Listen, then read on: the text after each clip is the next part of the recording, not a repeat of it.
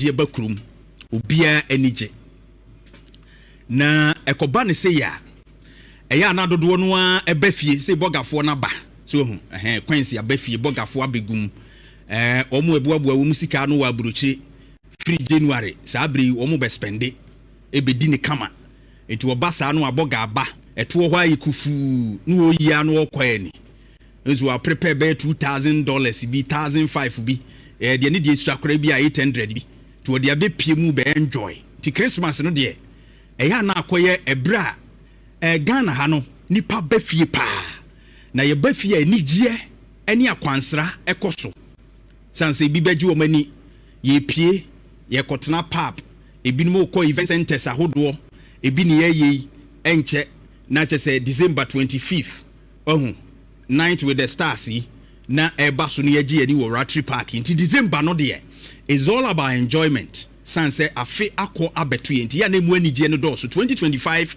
hasn't been a very favorable year for Omain Shankrofo a Lucy or legends. I hold why Lucy 2025. Na Otiasia, ya na emu anigye we expecting say the celebration no a bit to me are massive because 2025 akoye year bia e ho nsenkae na ibibie ho. Na emiamia pia ya na nipa kono apart from the beaches ne other resource amanfo eco pubs no events a omokono ebi nso de omani kohwe historical monuments eye abakosem ho ade a ye si ho asoman a ohohuo bi firikuro bi so beduru oman mu a otumi kono kohwe Ghana na ade we wa ha eho abakosem ni saa etisei na wahwe na wanya bi akoka eti bebredi ahohuo bakurum Ghana fo ade hye bi ba ebedi bronya wo fie no omo ba omutimi de abrofo bi ka omo mutimi de ahohuo bi ka omo ho ba se be omo so be ba behwe no ma bi e wo mu kurum Ghana a efe enoma bia ya na omota akọ ho akwansra ye tourist site ya omutimi kọ ebi ye fort castle eni ade na ye fort no ebi na Jeff edi atosui ya na ye small smaller than the castle na de tie ne se kane no tetepa no a na kwasi broni edi ye so ne ade no wo mu sisi sa ade we kwasi broni be fa bibi man ni ade a no odi yeso a Ghana ka ho bi wo mu sisi sa fort we ya na wo de ball mo ho ban Nhyira FM Facebook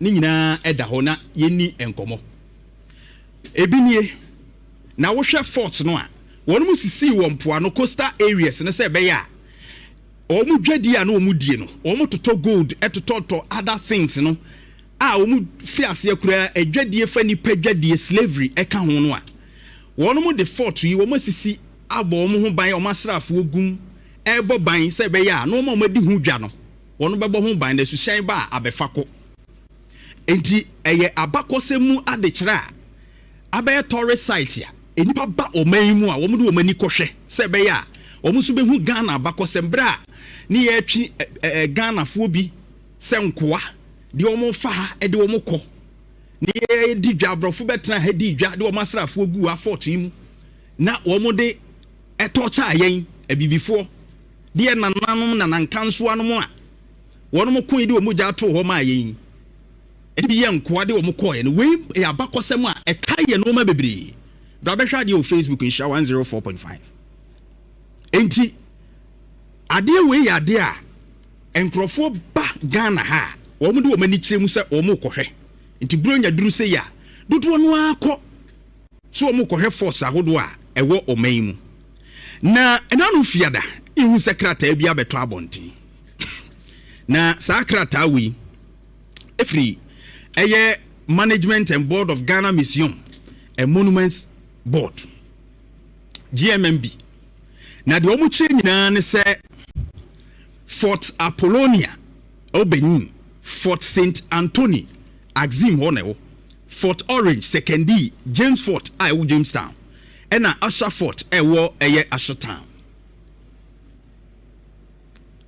wono mu kire se sa fort yi nyina no wo mu close enti bronya yi bra Facebook behe bronya yi se wo pese wo kọ ho akwansra na ye Ghana ni bia wo abruchire na wo de ohowo bia bakurum o mpese me de ne kọ ha na wo kọre bi na wo ye yi a eno no muntimi nkoma ne nyeye san so o ma close na letter no kra ba on the 19th na letter ne ba no no mo kire se o ma close no on the 18th. Just say it was even closed before the announcement. Premeditated. Ya boy trimu po a close ya de no kra ansana. Ye de ho nsem kra betu dwa. Na ohwemu a Ghana ye wo about 30 historic forts. Na sa forts here ye closing in so ye one of the forts among for kohopa. That's my problem. Among for kohopa. And Christmas bra. Among for visit such places. It is our statistics no. 2024 rising by 12%. Nipa 1.29 million international visitors. And the Akokoa eba tourism ewo memu a dodo no a efa ho na enya de bi kekewu esa mo man ni sika Jeff Fatos mame in 2024 Ghana reki in $4.8 billion yo enye cedis yo $4.8 billion our tourism revenue in 2024. IMF yokwaje say 3 billion, right? Tourism akwansra nipa eba enye behwe ebi beko Kintampo waterfalls, ebi beko fort ya ye ka ho asemi, ebi nso beko other areas. That's tourism. Kwame Nkrumah Museum ne de keka ho no. The country rate in earlier ones na me de ma one ka ho. The country raked in 4.8 billion.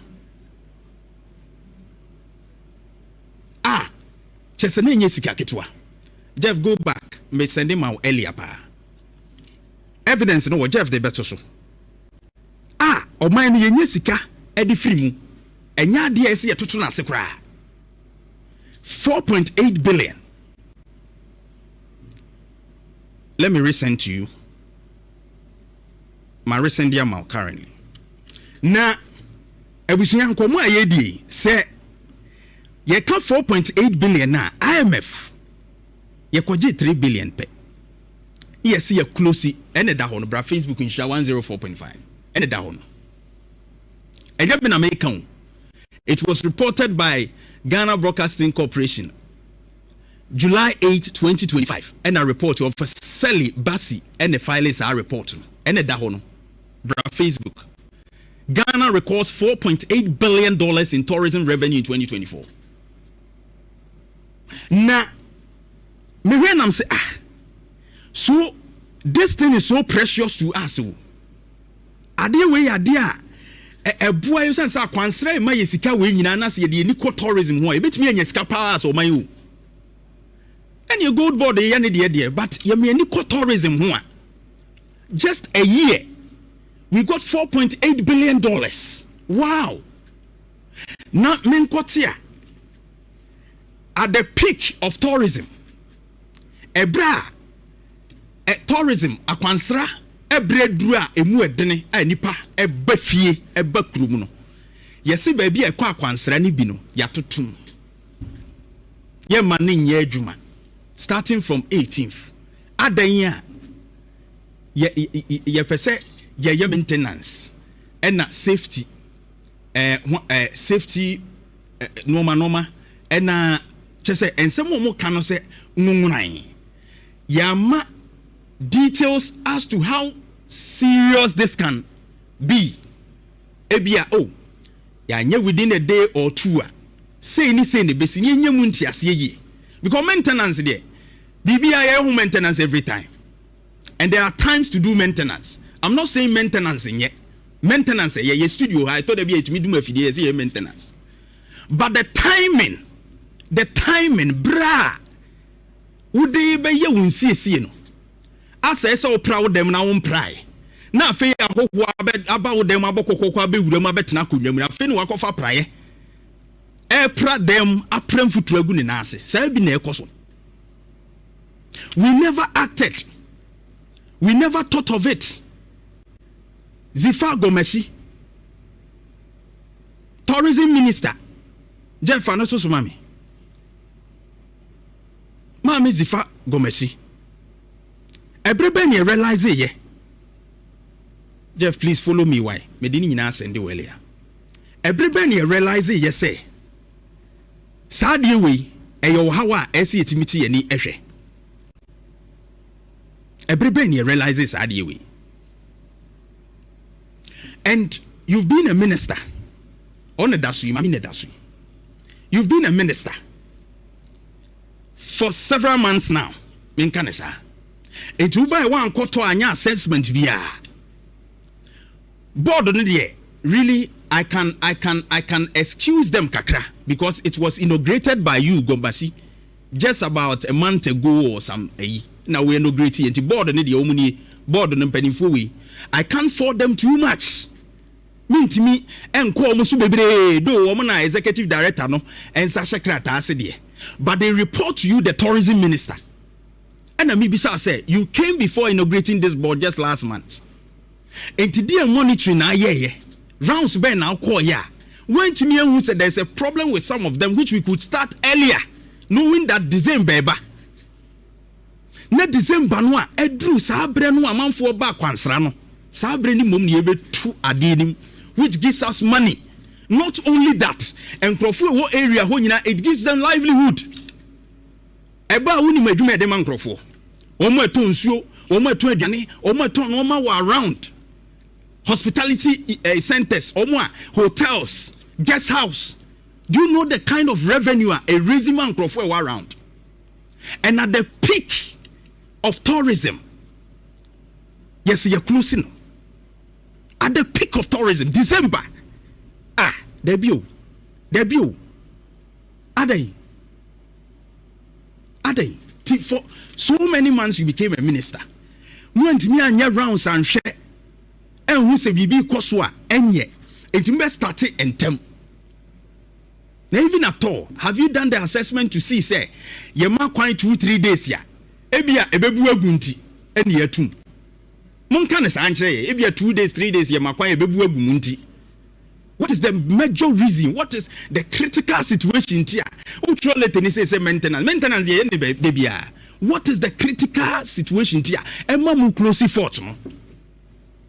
It's wrong timing if it's about maintenance. In fact, tourism multiplier effect theory, Keynesian economics, and you are specialists in it. Every city spent by tourists circulates through local economies. So that's what this theory says. So every city will be a kwansra ekotuano circulate within the economy masika a bus system. In fact, tourism demands seasonality theory, and switch will say tourism assets must be fully operational during peaks like this so that it can maximize revenue for the economy. Medical shows at 2024 we raked in $4.8 billion. Academy what is the critical situation over there? Mame Gomasi Zifa, you are a wonderful woman. I mean, me pawasem, very beautiful woman. Abla Uba ye, me was when you bring out tourism, putting your mind in shape and this at the peak. Akwasi Esel Blankson, Executive Director, GMMB. Edia Nekoswo. In fact, Mama Ghana, just say, a man for a bar, woman, they do many at all, me do call a me do call for to work here, the same one woman, very disappointed.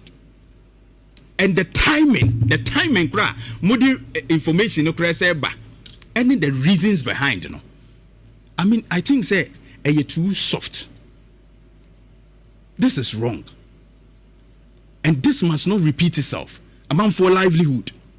Omo eton normal wanka revenue beba. A bicycle will be near free. This is not a joke. It's a goof. And that's the because hardly we ebema tourism no atwape.